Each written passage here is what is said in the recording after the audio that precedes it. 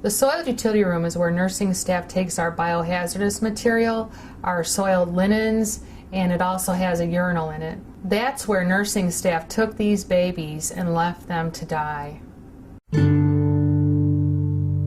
I actually wasn't talking about abortion. Yes, we have differences on abortion that are deep and profound. I think they're terribly important. But Barack Obama defended infanticide, the killing of fully born infants who had survived a failed abortion attempt and were then left for hours in soiled linen baskets to die. My name is Jill Stanek, and I'm a registered nurse who witnessed babies being delivered alive and left out to die. And because of my experience, I was asked to testify on the national level before a U.S. House committee and on various state committees. Christ Hospital, and we now know other hospitals and abortion clinics around the country, are involved in an abortion procedure called induced labor abortion. And for this method of abortion, the abortionist inserts a medication into the birth canal of the mom and induced premature labor.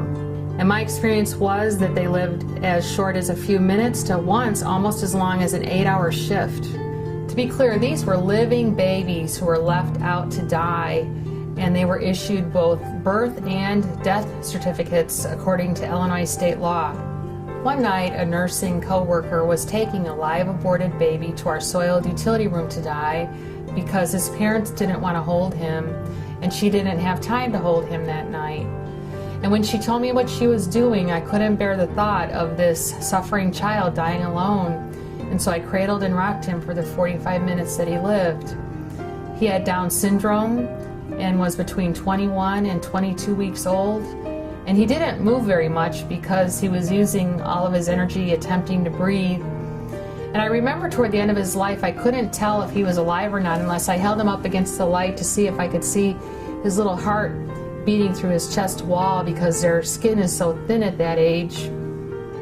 And after he was pronounced dead, we folded his little arms across his chest. We tied them together with a little string, and I wrapped him in a shroud and took him to the morgue where we took all of our other dead patients.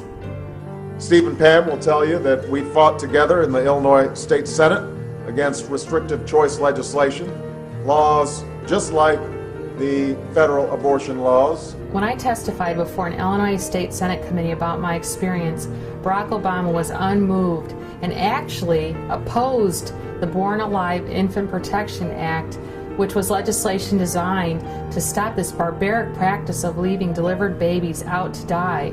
Barack Obama says that he's all about change and forging a new path. Well, he sure did forge a new one, because on the federal level, this legislation passed unanimously, 98-0. Every Democrat in the U.S. Senate supported this, from Clinton to Kerry to Kennedy to Boxer, and even the pro-abortion group NARAL went neutral on this bill. But this one guy, Barack Obama, thought that infanticide was acceptable and voted to protect it. Some people have said that Barack Obama was uninformed or may not have fully understood the implications of this bill, but he voted against it 3 times. That's calculated. He himself has defended his vote by saying that he would have voted for it had it been identically worded as a federal bill. But as chairman of the Health and Human Services Committee in 2003, he stopped the identical wording from being introduced. Barack Obama can play word games, but at the end of the day, his opposition was responsible for living babies being left out to die. And that is indefensible. It is time for a different attitude in the White House. It is time for a different attitude in the Supreme Court. It is time to turn the page and write a new chapter in American history.